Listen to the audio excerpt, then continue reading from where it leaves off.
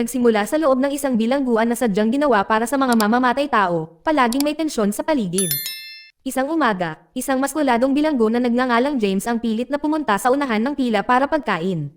Sa isang nakakatakot na titig lang, mabilis na inabutan siya ng mga staff sa kusina ng isang pagkain. Dahil sa pakiramdam na nakahihigit siya, lumapit si James sa isang tahimik na lalaking nakasalamin. Itinapon niya ang pagkain nito at pilit na pinapaalis ang lalaki sa kanyang upuan. Takot na nanonood ang mga kawani, pinagpapawisan sa kakaisip kung ano ang maaaring mangyari, ngunit nanatiling kalmado ang lalaking nakasalamin. Hindi siya nagriyak at hindi rin niya tinanggal ang salamin niya. Sapat na iyon para hindi lumala ang sitwasyon. Ang pangalan niya ay Krishna. Para sa lahat ng nasa bilangguan, si Krishna ay hindi isang taong dapat katakutan. Siya ay isang taong dapat igalang. Maging ang mga gwardya ay magalang na nakikipag-usap sa kanya. Kilala siya hindi dahil sa karahasan kundi dahil sa kabaitan. Tinutulungan niya ang mahihinang mga bilanggo, tinatrato ang lahat ng patas, at hindi kailanman humihingi ng anumang kapalit. Kinabukasan, nilapitan ni Krishna ang isang gwardya at sinabi sa kanya na gusto siyang makita ng warden. Pagpasok sa opisina, ipinaalam ni Vicky kay Krishna na ngayon ang ika-22 buong taon ng kanyang 25 taong sentensya. Dahil sa kanyang mabuting pag-uugali, opisyal siyang pinalalaya ng maaga. Ngunit sa halip na magdiwang, tumanggi si Krishna. Gusto niyang manatili sa bilangguan at hindi niya maipaliwanag kung bakit. Tinanggihan ni Vicky ang kahilingan at inutusan siyang umalis pagdating ng oras. Habang palabas ng opisina si Krishna, dahan-dahan niyang tinanggal ang kanyang salamin. Para sa sino mang nakakakilala sa kanya, maya-maya, hinarap ni Krishna si James at binugbog ito ng husto. Malinaw na sinasadya iyon ni Krishna. Gusto niyang ipadala siya sa isolation. Bigyan ang sarili ng mas maraming oras at iwasan ang kalayaan. Isang opisyal sa malapit ang nagmamasid at tumatawa. Nakita na niya ang ganitong pag-uugali dati. Sinabi niya sa isa pang gwardya na isa lang ang kinatatakutan ni Krishna. Ang kalayaan ay mangangahulugan ng pagharap sa masakit na katotohanan na walang isang taong mahalaga sa kanyang buhay ang maghihintay sa kanya. Sa labas, isang gwardya ang sumugod sa kaibigan ni Krishna, isang lalaking nagngangalang Jinesh, at sinabi sa kanya ang nangyari. Walang pag-aalinlangan, sinuhulan ni Jinesh ang opisyal at nagawa niyang tawagan si Krishna. Sa sandaling sumagot si Krishna, pinagalitan siya ni Jignesh. Binalaan niya ito na kung tatangging makalaya muli si Krishna sa bilangguan, gagawa rin siya ng krimen para lang makasama siya sa isang selda. Nang mapagtanto ni Krishna na walang paraan para maiwasan ang paglaya sa pagkakataong ito, nakipag-ugnayan siya sa isang makapangyarihang gangster sa Dubai na nagngangalang Mahesh. Humihingi siya ng tulong sa pag-aayos ng mga dokumento at paglalakbay.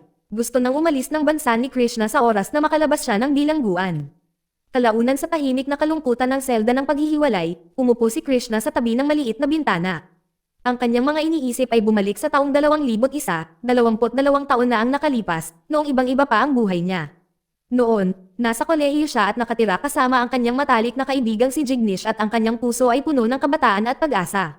Doon din nakatira ang isang babae na nagngangalang Vasudha. Araw-araw, nakakahanap si Krishna ng mga dahilan para makipagkita sa kanya, palaging sinusubukang makuha ang kanyang atensyon nang hindi inaamin ang nararamdaman nito. Unti-unti rin siyang napansin ni Vasudha. Dahil sa kanyang kuryosidad sa kanyang nakaraan, tinanong niya kung sino talaga ito. Sinabi sa kanya ni Krishna na siya ay isang ulila. Bago pumanaw ang kanyang ina, sinabi nito sa kanya na ang edukasyon ang pinakamatibay na sandata sa buhay. Mula sa sandaling iyon, inialay niya ang kanyang sarili sa pag-aaral. Nag-aral siya ng computer hanggang sa wala nang natitirang hindi niya alam at kalaunan ay naging matagumpay. Balik sa kasalukuyan, napangiti si Krishna sa sarili, nawawala sa alaala ng masasayang araw na iyon. Ang susunod na umaga ay ang sandaling pinakahihintay ng lahat, ang araw ng kanyang paglaya. Bago umalis, binisita ni Krishna ang mga bilanggo na naging parang pamilya na niya. Marami ang emosyonal na malaman na sa wakas ay malaya na ang isang taong kanilang lubos na iginagalang. Hinayla siya palayo ng isang matandang bilanggo at pinaalalahanan na huwag nang tanggalin muli ang kanyang salamin. Binigyan din niya si Krishna ng isang address. Ito ang lokasyon kung saan naghihintay ang isang ilegal na pasaporte na inayos ni Mahesh. Handa na ang lahat para sa kanyang bagong buhay sa Dubai. Sa labas ng mga pintuan ng bilangguan, naroon na si Jignesh. Sa sandaling makita niya si Krishna, bumuhos ang mga taon ng pananabik at pagkakaibigan. Niyakap niya ito ng mahigpit, habang tumutulo ang mga luha sa kanyang mukha. Pagkaraan ng ilang sandali, pinilit ni Jignesh na tumawa siya, kinuhanan silang dalawa ng litrato, at palihim na ipinadala ito kay Vasudha nang hindi binabanggit. Magkasama silang bumalik sa isang maliit na lugar na dati nilang pinupuntahan ilang taon na ang nakalilipas. Ang pamilyar na lugar ay nagdulot ng isa pang alaala. Naaalala ni Krishna ang pagtulong niya sa may-ari na i-automate ang sistema ng kanyang negosyo para mas madali niyang masubaybayan ang mga transaksyon. Noon, parang maliit na kilos lang iyon, pero napakahalaga nito para sa lalaki. Habang paalis si Krishna ng araw na iyon, napagtanto niyang nakalimutan niya ang mga susi ng kanyang motorsiklo. Pagbalik niya sa loob, tuluyan nang nagbago ang sitwasyon. Tatlong lalaking nakamaskara ang nagtangkang pagnakawan ang may-ari. Hindi na kinailangang magtaas ng kamay. Tinakat sila ni Krishna ng labis kaya't iniwan nila ang lahat at tumakas. Nang gabing iyon, dumiretso si Krishna sa kanyang apartment at tinawag ang isang binata na nagngangalang Pakuya. Nakilala niya ang tato sa braso nito. Tumugma ito sa magnanakaw mula sa restoran. Sinampal siya ni Krishna sa harap ng kapitbahayan na naglantad sa kanya at napilitan siyang harapin ang kahihiyan sa halip na paghihiganti. Ngayong nakatayo sa parehong restoran sa kasalukuyan, natigilan ang may-ari nang makitang muli si Krishna. Inilabas niya ang isang lumang kwaderno na naglalaman ng mga utang na hindi pa nababayaran. Pero sa halip na singilin, tinanggihan niya ang pera. Para sa kanya, si Krishna ay higit pa sa isang customer.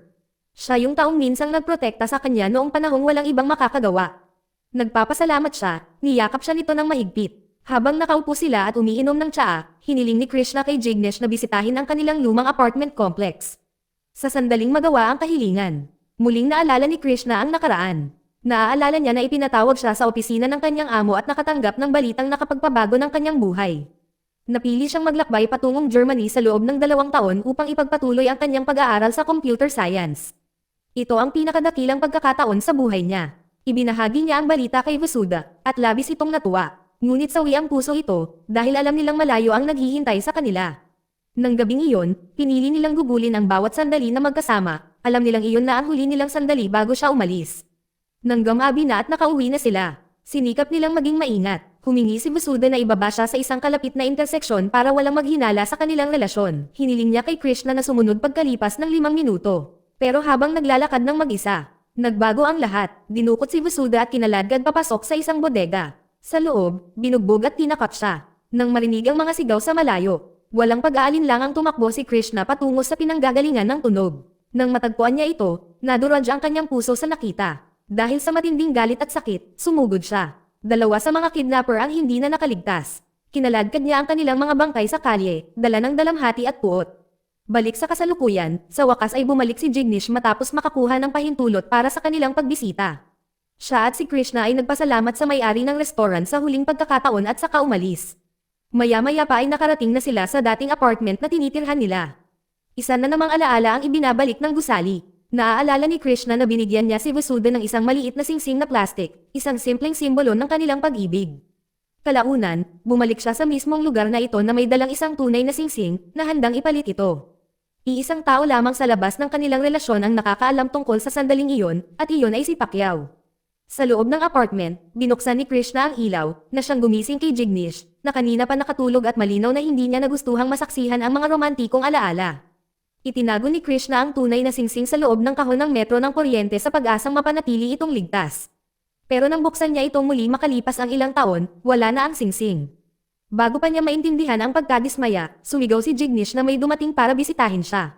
Laking gulat niya nang makitang ang bisita ay si Vasuda. Bumaba si Krishna sa hagdan nang hindi inaalis ang tingin sa kanya. Iniabot niya ang nawawalang singsing at ibinalik ito sa kanya, ipinaliwanag na ang plastik na singsing ang nawala. Marahang ngumiti si Krishna habang nauunawaan ang simbolismo sa kanyang mga salita. Ilang sandali pa ay napagpasyahan nilang pumunta sa dalampasigan na dati nilang pinupuntahan, isang lugar na puno ng mga alaala at emosyong hindi pa natatapos.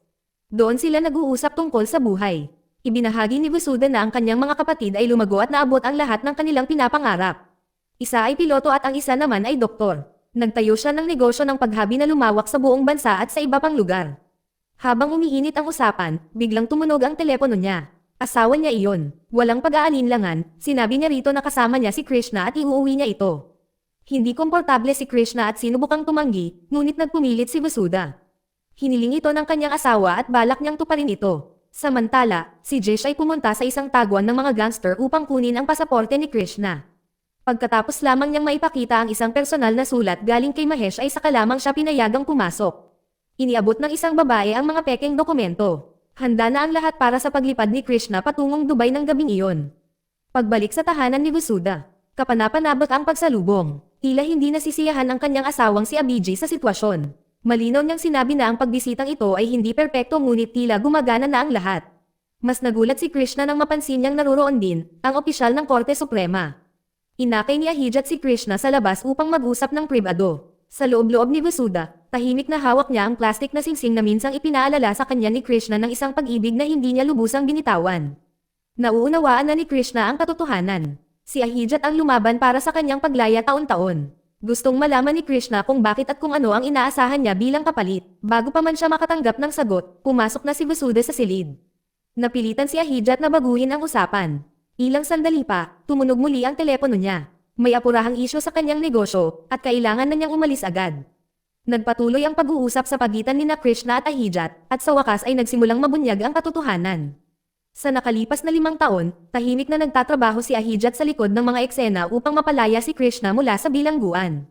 Ngunit sa bawat pag-unlad na nagagawa, si Krishna ay nauuwi sa paggawa ng isa pang pagpatay sa loob ng bilangguan, na muling nagpapahinto sa proseso. Ipinaliwanag nito kung bakit niya ginawa iyon. Bago sila ikasal, ikinwento sa kanya ni Vasuda ang lahat tungkol kay Krishna. Isang kahilingan ang ginawa niya. Kung sakaling magpakasal siya sa iba, hihingi siya ng pahintulot na makita si Krishna sa araw na ito ay palayain. Pumayag si Ahijat, ngunit humingi rin siya ng kapalit. Nang sa wakas ay dumating ang araw na iyon, gusto niya ng pagkakataong marinig ang katotohanan tungkol sa nangyari noong gabi ng insidente. Kaya, sinimulang ikwento ni Krishna sa kanya ang lahat ng detalyado. Hindi estranghero ang mga sumalakay ng gabing iyon. Nakatira sila sa iisang apartment building at pinamumunuan ni Pacquiao, isang lalaking may matinding sama ng loob kay Krishna. Sa gitna ng kaguluhan, nagawang makatakas ni Pacquiao, naiwan si Krishna na nagdusa. Sinabihan ni Krishna si Vasuda na tumakbo at huwag nang lumingon pa dahil ayaw niyang mahuli ito sa mga legal na kahihinatnan. Samantala, sa kanyang lugar ng trabaho, si Vasuda ay hindi mapakali. Parang hindi pa rin tapos ang pag-uusap na kailangan nilang gawin ni Krishna. Tinawagan niya si Jignesh at nagmakaawa rito na ipagpaliban ang pag-alis ni Krishna. Pumayag si Jignesh at agad na tinawagan si Ahijat at hiniling na ibigay kay Krishna ang telepono. Sinabi niya kay Krishna na pupunta ito roon para sunduin siya sa loob ng 1 oras. Sa labas, patuloy na ipinapaliwanag ni Krishna ang kanyang nakaraan. Kahit na pagkatapos makulong, hindi pa rin siya nakaramdam ng kapayapaan. Ang ideya na malayang gumagala si Pacquiao ay bumabagabag sa kanya. Hanggat nabubuhay si Pacquiao, hindi kailanman magiging tunay na ligtas si Vasuda. Pagkatapos ay nagbago ang lahat. Si Mahesh, isang makapangyarihang internasyonal na gangster, ay inaresto at ipinadala sa parehong bilangguan. Ang kanyang pagdating ay nagdulot ng kaguluhan. Isa-isang pumasok sa bilangguan ang mga bearang mamamatay tao na nagpapanggap ng mga bilanggo, bawat isa ay determinadong patayin si Mahesh. Hiniling kay Krishna na protektahan siya. At pagkatapos ay may nangyaring hindi inaasahan. Kabilang sa mga pumatay ay si Pacquiao. Para kay Krishna, ito ang sandaling pinakahihintay niya. Nang matanggal ang kanyang salamin, inilabas niya lahat ng kanyang nakatagong sakit sa loob ng maraming taon. Natanggal si Pacquiao at ang bawat miyembro ng kanyang gang.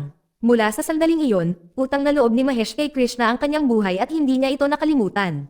Saka lamang umuwi si Vasuda at narinig ang bahagi ng kwento. Labis na durog ang puso niya nang marinig niyang patuloy siyang pinoprotektahan ni Krishna kahit na nasa likod siya ng mga rehas. Tumalikod siya para itago ang mga luha niya. Ipinahayag ni Ahijat ang kanyang pasasalamat. Pinasalamatan niya si Krishna para sa lahat ng nagawa nito para kay Vasuda at maging para sa kanya. Tulad ni Mahesh, nag-aalok din siya ng tulong ng walang kondisyon at nangakong sasamahan si Krishna kung sakaling may kailangan siya. Maya-maya pa, tumawag ulit si Jignesh. Naghihintay siya sa ibaba, naghahanda na si Krishna para umalis. Kinamayan niya si Ahijat, ngunit sa halip ay niyakap siya ni Ahijat. Bago lumabas si Krishna, hiniling ni Vasuda sa kanyang asawa na makasama ito sandali. Sumang-ayon ito, bagamat may bahid ng selos na dumaan sa kanyang isipan. Gayunpaman, nirerespeto niya ang desisyon ni Krishna na umalis agad sa India sa halip na gawing komplikado ang kanilang kasal. Pagkalipas ng ilang minuto, sumama si Vasuda sa kanyang asawa sa balkonahe. Malumanay niya itong tinanong kung bakit siya dumaan sa ganoong kahirap na proseso para lang makausap si Krishna. Humingi ng paumanhin si Ahijat at inamin na ikinwento ni Krishna ang eksaktong katulad ng dati niyang ginawa. Tumingin siya sa kanya at sinabing hindi na siya bata. Gusto niya ng lubos na katapatan upang ang kanilang pagsasama ay magpatuloy ng walang mga nakatagong peklat. At dito na tuluyang lumalabas ang katotohanan. Noong gabing dinukot si Vasuda, hindi narinig ni Krishna ang kanyang mga sigaw. Nag-iisa at takot na takot, nilabanan ni Vasuda ang lahat ng mayroon siya. Sa labanan, aksidente niyang napatay ang 2 sa mga umaatake. Nasaksihan ng 3 tao ang nangyari at tumakas sa takot. Nang makakita si Krishna ng isang tumatakbo at nakaramdam ng panganib, nagmadali siyang hanapin si Vasuda. Walang makapaghahanda sa kanya para sa kanyang nakita. Si Vasuda ay nayanig, na-trauma, at nakatayo sa tabi ng mga bangkay. Sa sandaling iyon, gumawa si Krishna ng isang desisyon na magpapabago sa buhay nilang 2 magpakailanman. Sinabihan niya itong tumakbo. Sinabihan niya itong huwag na huwag nitong sasabihin kahit kaunti ang nangyari. Pagkatapos ay ipinaliwanag niya kung bakit. Ipinaalala niya rito na mayroon pa rin itong pamilya, mga magulang na nagmamahal sa kanya, at mga kapatid na ang kinabukasan ay nakasalalay sa kanya. Ang isa ay nangangarap na maging piloto, ang isa naman ay doktor. Kung makulong si Vasuda, magugunaw ang mga pangarap na iyon. Si Krishna, sa kabilang banda, ay walang kasama, walang pamilyang naghihintay, walang ipinangakong kinabukasan. Sinabi niya sa kanya na makakaligtas siya sa parusa, ngunit hindi niya ito magagawa. Mas gugustuhin pa niyang masunog kung ibig sabihin noon ay mananatili siyang mainit. At kaya niya itinanghal ang eksena. Inilipat niya ang mga bangkay sa kalsada, para magmukhang siya ang may kasalanan. Di nagtagal, si Krishna ay inaresto at sinentensyahan ng 25 taon. Bago siya dinala palayo, nagmakaawa siya kay Vasuda na umalis na sa lungsod at huwag na siyang dalawin kailanman. Hiniling niya rito na buuin ang buhay na minsan nilang pinapangarap at tiyakin maaabot ng kanyang mga kapatid ang kanilang mga mithiin. Kung sakaling makita niya itong muli, mawawalan ng saysay ang lahat ng isinakripisyo nito. Pagkalipas ng ilang taon, ibinahagi ni Vasuda ang kanyang huling pribadong pag-uusap sa kanya. Sinabi sa kanya ni Krishna na hindi na siya babalik sa India kahit anong mangyari. Iginalang niya ang kasal nito at ang kaligayahan nito at tumanggi siyang maging dahilan ng pagiging komplikado ng buhay nito. Sinabi niya rito na proud siya sa kanya, proud sa buhay na binuo nito at sa ginhawang pinaghirapan nito. Umiyak at humingi ng tawad si Vasuda dahil sa kanyang pagkawasak ng kanyang kinabukasan at hindi direktang pagpilit sa kanya na umalis sa sarili niyang bansa. Niyakap niya ito sa huling pagkakataon. Dahan-daang lumayo si Krishna dahil alam niyang nakamasid ang kanyang asawa mula sa balkonahe at gustong protektahan ang kanilang pagsasama. Umalis siya ng may kalmadong mukha ngunit sa loob-loob niya ay daladala niya ang ilang dekadang sakit. Ang pagkarinig sa katotohanan ay higit na nagpapabago kay Ahijat kaysa sa selos o kawalan ng kapanatagan. Nakakaramdam siya ng respeto. Si Krishna ay hindi lamang isang taong may madilim na nakaraan. Siya ay isang taong pinasan ang bigat ng pagmamahal at sakripisyo ng may tahimik na dignidad. Samantala, sa loob ng kotse papuntang paliparan, tahimik na nakaupo si Krishna. Walang galit, walang luha, tanging ang matinding katahimikan ng isang lalaking dumanas ng higit pa sa kayang tiisin ng karamihan. Sa tabi niya, ramdam na ramdam ni Jignesh ang lungkot. Nakita niya ang bawat kabanata ng pagdurusa ni Krishna. At ngayon, pinapanood niya ang kanyang matalik na kaibigan na iwanan ang lahat, kasama na ang pag-ibig ng kanyang buhay. Dito nagtatapos ang kwento. Salamat sa panonood kaibigan.